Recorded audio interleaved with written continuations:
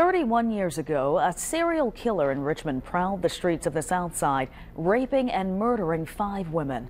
Now, some of you will remember Timothy Spencer, also known as the South Side Strangler.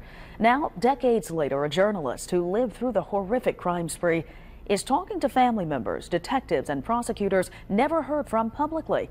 Kelly Avellino is in our social media center with an inside look at his new series, Southern Nightmare. Kelly? Well, Carla, this upcoming podcast and Style Weekly print series will take you inside the hunt for Timothy Spencer. It was the first time a killer was caught and convicted in the United States using DNA evidence. Now, journalist Richard Foster also is revealing who these victims were, their lives taken in a rash of grisly homicides. He saw a sight out of a horror movie. Susan's nude body lying half out of the closet.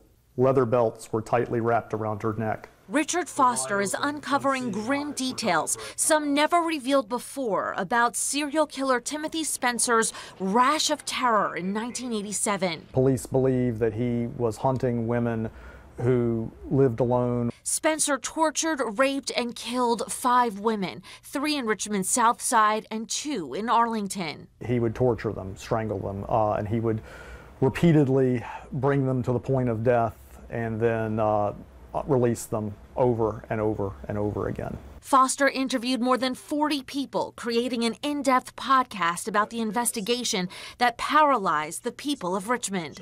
I saw a lot of things that I wish I'd never seen and continue to this day to be a nightmare for me. He even connected with the mother of the youngest victim, 15-year-old Diane Cho, who had never spoken publicly about her daughter's death. I actually wanted to kill him.